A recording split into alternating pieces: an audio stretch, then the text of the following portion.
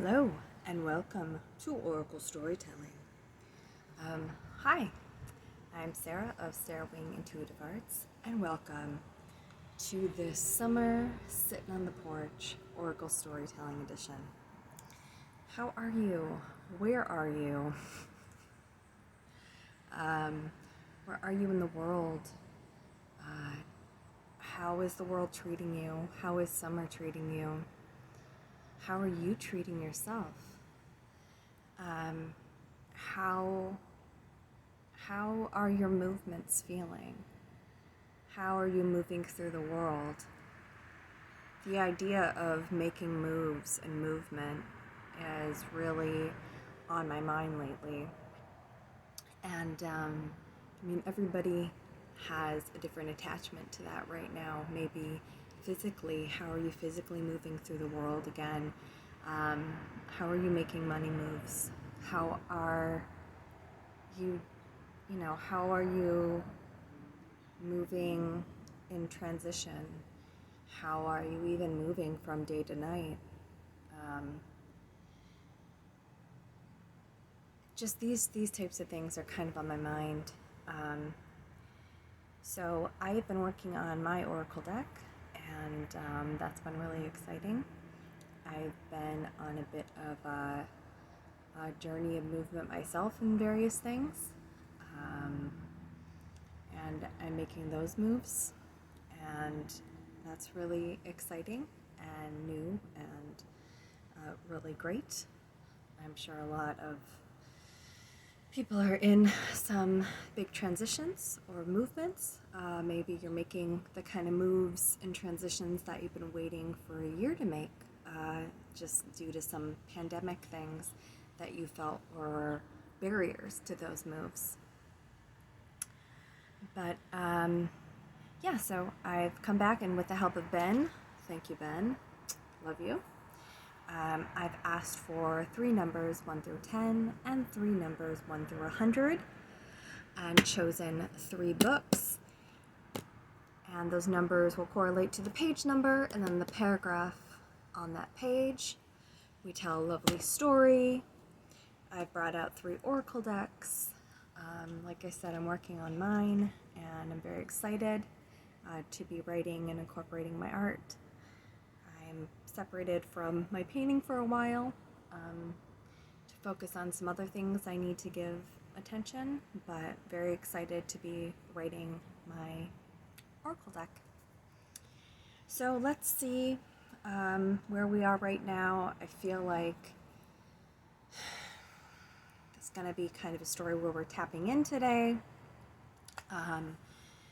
and maybe tapping into some deeper movements within ourselves, or movements that we can even feel greatly. But let's give a listen. And I'm going to kind of announce what I'm using for each set of numbers. I made a point to grab a Starseed deck and an accompanying kind of letters to a starseed to use for the first reading in the story. So our first numbers take us here. The location and conditions were carefully orchestrated and seated as you cross the threshold of the in-between, the watery world of the mother. There you waited in the fertile void as all of the stars and planets in the knowable and unknowable, I love that, knowable and unknowable, cosmos moved into place. Ooh, moving. Yeah, I'm feeling that movement. Okay, so we're looking at this kind of natural rhythm and flow. So when we're feeling it, we're really feeling it. Sometimes it feels very synchronistic, and we're in that flow, and we're going, and it feels great. And then sometimes we are, seated as you cross the threshold of the in-between, the watery world of the mother. You waited in the fertile void. So maybe we are in that void space. Maybe we're not seeing the synchronicities as much as we used to because we're in that void space. We're in that vast empty space, and in that space to get comfortable with it, so we can let it be open and let whatever needs to nourish it come through.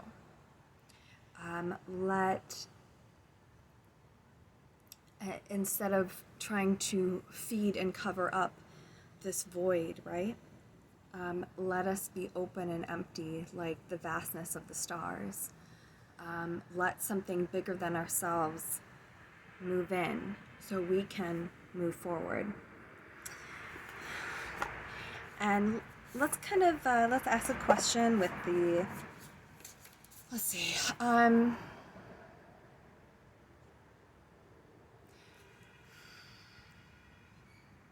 I guess, where are we moving toward?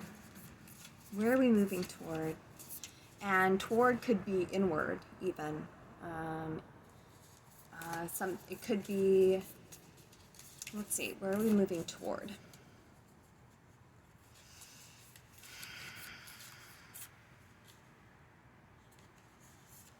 From like the intelligence of this void.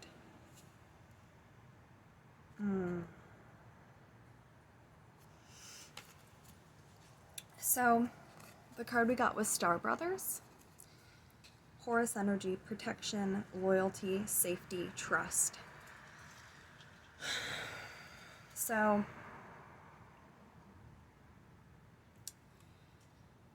when I see this, I definitely see a very, like, a person turning inward.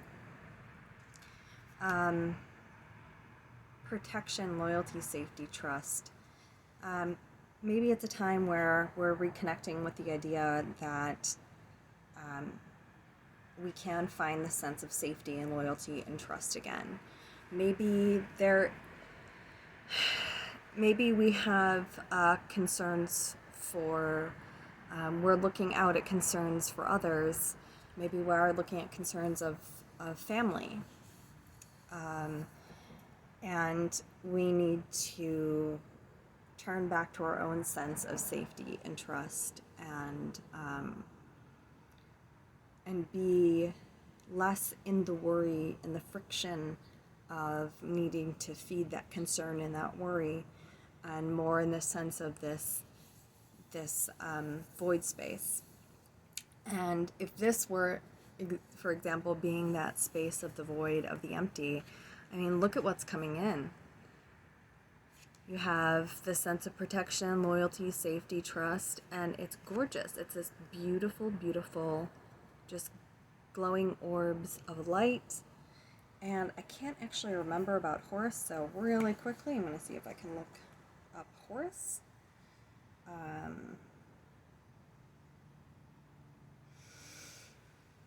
Oh, okay. So this, two things just initially picked up. So, yep, so bringing back trust if you're in a state of mistrust with yourself right now. And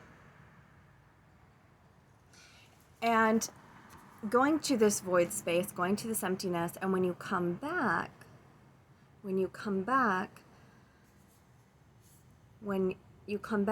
to have a new experience on this earth, to walk on this earth and feel different, feel a sense of trust again, feel a sense of safety, and one that hasn't come by trying to just feed this hunger, this void, but allowing yourself to open up, to become a little more empty so something new and powerful can come in.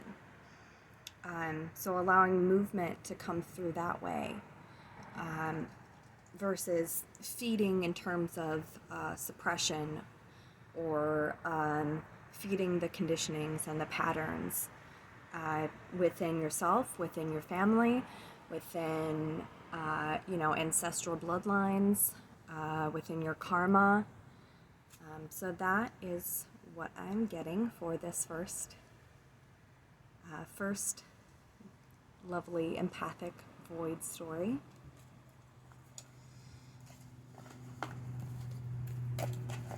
fun having a million things on your lap. All right. Okay, and for the next pairing, I'm using this journal, so Empath's Empowerment Journal. So a little inquiry, but I love this bright sun pattern. And I'm using the Sacred Vision Oracle card. So actually, whoa! Oh, I love that. It's like the same exact colors. Very cool, very cool. So, with the numbers for this, we received, I am replenished by being in nature. I love being in nature.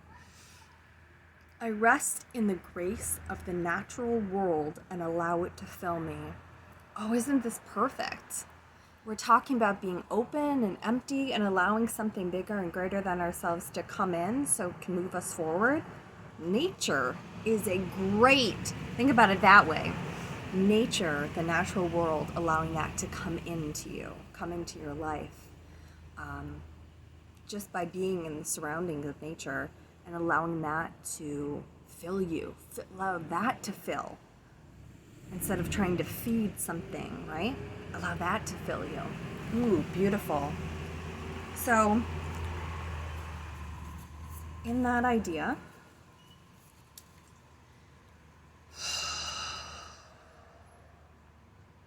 just a way to open to the natural world. That's what I'm getting. A way to open to the natural world. Okay. Wow. Okay, so this initial image, I mean, to use the old term, tree hugger, I mean, doesn't this look like someone embracing the natural world? Like, absolutely just embracing the world, the natural world, like it's its kin, like its family, like it's its mother, Mother Earth. Okay. And that card is creation at the center of the universe. The mountain spirits speak, telling you of their ancient memories. You walk around the stones of a sacred fire, and you sense the breath of your ancestors in the purple smoke. They wish to transform your doubt and your pain. There is a ceremonial chant loud in your brain, and the dancers, like the sacred dancers of old, are pulling you into ceremony. They are the equivalent of the Great Spirit, here to remind you of the creation of life and death. You open your prayers as a sacred hoop of your life and offer them the winds of time caressing the world. A great warrior appears and descends on the mountain path to join you. You have made a sacrifice in your life. What is it? He asks. What is your life's greatest truth, and how do you express it? It is your truth held in your pain. Oh, is it your truth held in your pain, or is it hidden within the butterflies that softly lead you into transformation? Wow. So a couple things. If you're someone who does enjoy being in nature, you could do some kind of natural ceremony.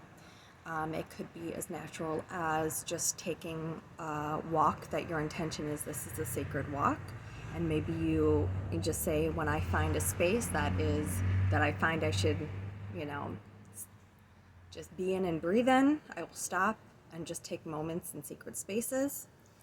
If you're someone that likes chants, you could sit and, sit in a comfortable space and chant, Om, or any kind of chant. Or you could, pick up things in nature that you're drawn to and kind of put them before you and sit and do just open eye meditation, just holding the objects or looking at the objects and just very, very intentionally communing with these things, knowing that whatever way that they are communicating you and affecting you in this positive, natural way, that this will improve your life. So the questions that we have here about what sacrifice you've made a sacrifice. What is the sacrifice? Maybe some of you immediately go, I know what that is. And maybe a good place to work on addressing and integrating your feelings, emotions, and actions around that would be in a natural world environment. And then the other aspect of is your truth held in your pain, or is it hidden within the butterfly that softly leads your transformation? So, and we can look at it as that void state too. So, is the truth held in something in your pain that you continually feed? Is there this hunger that you feed, this pain that you're feeding? Is your truth held in this hunger, and you keep, like, imagine you're somebody trying to speak your truth and you just have this great hunger and it's so uncomfortable that you just keep shoving things in your mouth so you can't say it, speak it, you can't express it. And then imagine, is it hidden in the butterfly that softly leads to your transformation? Is it hidden within your life, all aspects of yourself, the chrysalis that is continually producing these new versions of you? Is it hidden within that? Is it encoded in that? That when you emerge in these new versions, is your pain hidden within that? Is it helping you softly lead you to new transformation? So just some things for thought. Alrighty. But I love that. Oh, it's like the same exact colors. I love that. Alright. So we're having a lot of the story seems very, very, very much about, so far, the way we're looking at things. And maybe it's overall about kind of changing the way that we're addressing things in a huge way, looking at things in a very, very different way. In a way where we can move through things. And we don't have to be afraid to, or as fearful as we once were. Okay, last one is, oh boy, Archaea. It's Archeia. So, sorry, this is about the female archangels. I'm sure I'm butchering that first word. And the cards I'm going to use that are the Mystics, Masters, and Saints Oracle deck. Archaea Charity, so this Archangel Charity, advises us to never compare ourselves to others. She serves us with gentle reminder that we human beings tend to be our own worst critic. Oh, yeah. What we despise when we look into the mirror, and the negative self-talk that we uphold about ourselves often goes unnoticed by other people. They simply overlook our flaws, unlike us. Yeah, part of wanting other people to see us, to be seen by others, and usually if there's a struggle about that, it's specific people we want to see us.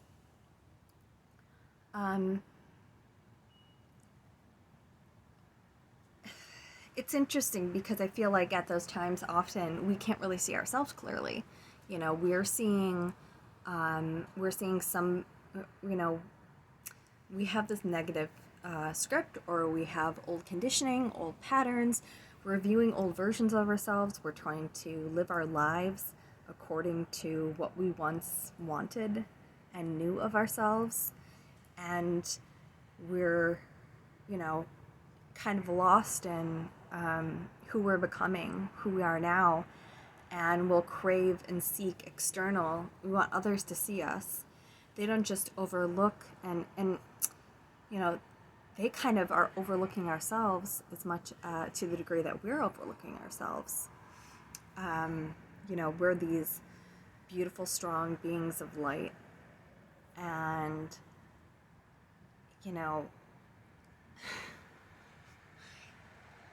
if we can overlook that, um, it imagine how easy it is for someone else, especially when we're embracing ideas that are uh, very judgmental, very critical.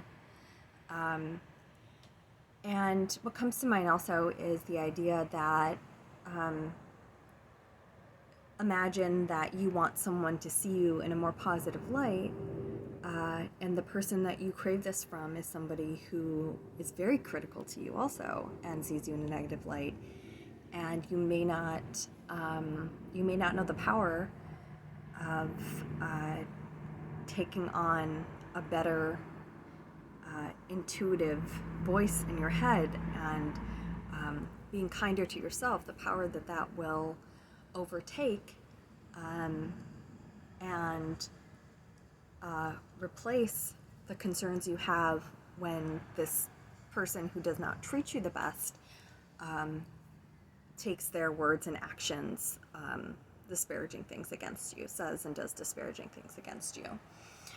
So looking at that, not waiting on someone else to give you the kind of love and self-recognition. Even if it's something as simple as, just giving yourself compliments. Like, every time you look in the mirror, just say something awesome about yourself. Just give yourself a compliment, and that will help feed the ego. And it's like, yum, oh, that's delicious, So then you can... you can focus on things that are a little deeper, that matter more. But you can always, you can help negate some of that negative self-talk by just giving yourself some compliments, or just saying, oh, you did a great job with that. Oh, that was amazing how you did ABCD, and you can kind of stroke your ego and get that maybe like angry voice a little calmer. Okay, so, what are we thinking about? Wow, okay, so negative self-talk, criticism, I'm just thinking assistance, Yeah, okay, so this just popped out. We have Red Goldstone. Says, are you in touch with your magnificence? Have you been living your life in full splendor? Find ways to bring more joy into your life. Become aware of the source of emotional challenges or perceived blocks so you can release them. Get in touch with your inner radiance and shine your light brightly. Beautiful. Yeah. And then it's Serapis Bey is the master. It says, I am full of vigor. I am authentic and loyal. I confidently reveal my true colors. I am full of life-enhancing joy and goodness. My life is dynamic and full of vibrant energy. Being all that I can be feels fabulous. So, this story here is really asking, these questions. Are you in touch with your magnificence? Have you been living a life? And if you're super self-critical, you're probably like, God, no, but I want to. I want to be in touch with my magnificence. I want to believe I have this magnificence. I want to feel a life of splendor. Yeah. Or maybe, yeah, you like kind of digging around and going, what's the source of the emotional challenges, right? How do I get in touch with my radiance? And you want to get to saying these things and feeling them, right? You want to know them even if no one else does. You want to be on team I have vigor, I am authentic and loyal, and maybe just out of this list, maybe it might be good to write down a list of things that are really awesome qualities about yourself, And maybe it's a good time to make a list and write these things down and look at them. Stream of conscious, just write all the good things about yourself and take a look and go, Is all that true? What are the negative things about yourself? And see, are all those things true? You know? Sometimes we are judging ourselves based on an old version of ourselves. And sometimes the things that have really supported us and given us, backed our confidence, right? For so long are not our top qualities anymore. We've developed new strengths. And those are the things that we need to look at and realize this is what I'm bringing to the world. This is where my vigor and my, magnificence comes from. These are the qualities that I really champion now, or that I want to, that I can champion right now. And I keep on telling myself, my best things are this, my worst qualities are these. And if that's not true, you're always going to feel defeated, You're always going to feel less than, right? Because you're trying to play a version of yourself that isn't meeting your needs, and you can't get around having your needs met. You need to meet them, even if the need is to understand what your best qualities are. And maybe, re-up that idea, that version, and go, oh my gosh, I'm trying to battle myself.